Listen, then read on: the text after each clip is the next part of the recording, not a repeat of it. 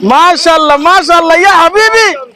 come to Noakhali माशाल्लाह या Habibi come to Noakhali माशाल्लाह या हबीबी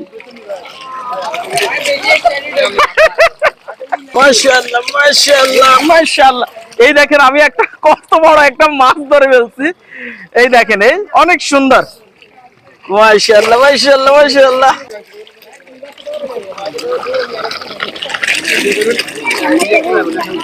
ও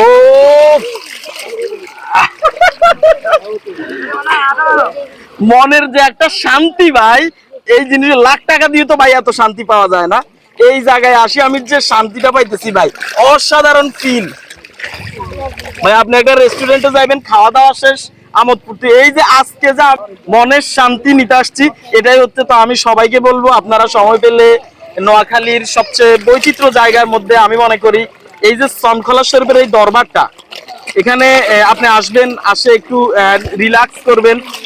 দেখেন এই অনেক সুন্দর মাশাআল্লাহ মাশাআল্লাহ মাশাআল্লাহ বিসমিল্লাহ সুবহানাল্লাহ সুবহানাল্লাহ এই দেখেন কি সুন্দর চমৎকার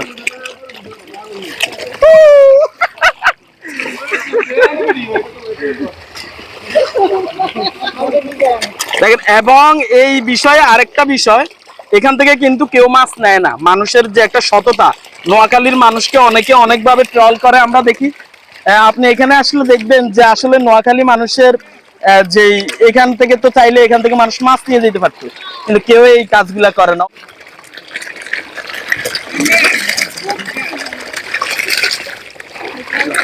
মাশাআল্লাহ মাশাআল্লাহ মাশাআল্লাহ মাশাআল্লাহ মাশাআল্লাহ এই দেখেন আমি একটা কত বড় একটা মাছ ধরে ফেলছি এই দেখেন এই অনেক সুন্দর মাশাআল্লাহ মাশাআল্লাহ মাশাআল্লাহ আমি কিন্তু বিজি গেছি ভাই মাশাআল্লাহ মাশাআল্লাহ